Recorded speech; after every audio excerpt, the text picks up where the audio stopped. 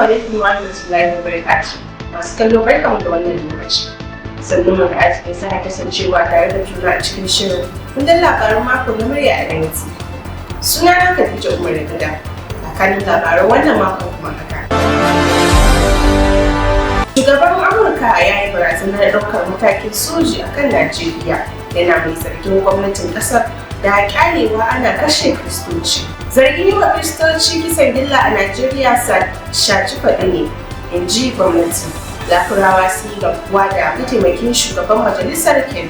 Tinubu ya buƙaci sabbin hafsojin tsaro su zage damtse don magance matsalar tsaro. Gwamnatin tarayya ta amince da kuɗin biliyan 758 don biyan bashin fansho na dogon lokaci. Ga cikakkun labarun kamar haka.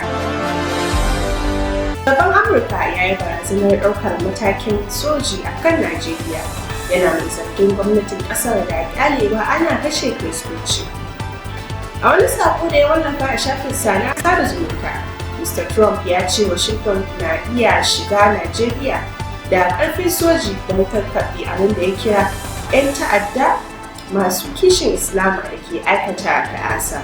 Ya kuma yi barazanar dakatar da duk wani taimakon Amurka ga Najeriya.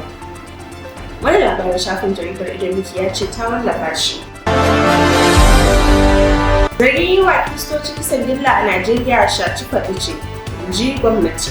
A wata sanarwa da kakakin ma'aikatar Kinibi Imomitimi Ebefa ya sanya hannu, ya ce duk da cewa Najeriya na godiya da kulawar da kasashen duniya ke bata, musamman kan batun haƙƙin ɗan adam da haƙƙin addini. Wannan batun na zargin kashe Kiristoci a ƙasar ba haka ba ne. Duk 'yan Najeriya suna da 'yancin gudanar da addininsu yadda ya kamata, kuma suna gudanar da ibadarsu ba tare da tsangwama ba.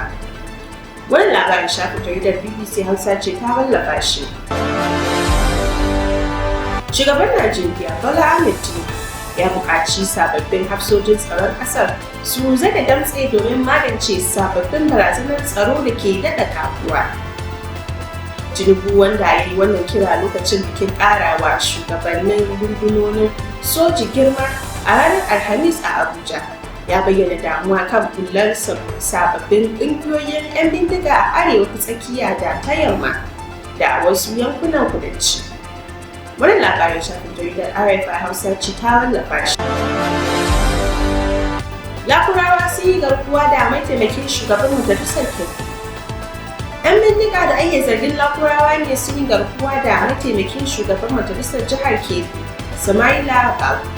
Rundunar 'yan sandan jihar Kebbi sun tabbatar da aukuwar lamarin, kamar yadda jaridar Daily Trust ta rawaito, inda ta ce 'yan bindigar sun auka gidan ɗan majalisar ne da misalin bayan sallar isha a hanyarsa ta komawa gida. Wani labarin shafin jaridar BBC Hausa ce ta wallafa shi. Gwamnatin tarayya ta amince da fitar da takardun bashi bonds na kimanin naira biliyan 758 domin biyan bashin da ake bin tsofaffin ma'aikata da 'yan fansho na shekaru da dama da suka gabata. Shugaban hukumar kula da fansho ta ƙasa CIKEKKEN Aisha Umar ce ta bayyana hakan yayin wani taron manema labarai a Abuja, inda ta ce matakin zai kawo ƙarshen dogon jiran da tsofaffin ma'aikata ke yi wajen karɓar haƙoƙinsu. Wannan labarin shafin KTC Hausa ce ta wallafa shi. Daga haka ne muka kawo ƙarshen kundin labaran wannan makon, amma kafin mu yi salama da ku, ga muhimmancin kanun labarun kamar haka. Shugaban Amurka ya yi barazanar ɗaukar matakin soji a kan Najeriya, yana mai zargin gwamnatin ƙasar da ƙyalewa ana kashe Kiristoci. Zargin yi wa Kiristoci kisan gilla a Najeriya shaci faɗi ne, in ji gwamnati. Lakurawa sun yi garkuwa da mataimakin shugaban majalisar Ken. Tinubu ya buƙaci sabbin hafsojin tsaro su zage damtse don magance matsalar tsaro. Gwamnatin tarayya ta amince da kuɗin biliyan 758 don biyan bashin fansho na dogon lokaci. Ku sake kasancewa tare da mu a wani makon domin sauraron wani shirin. Sunana Khadeejah Umar. Ma'assalam.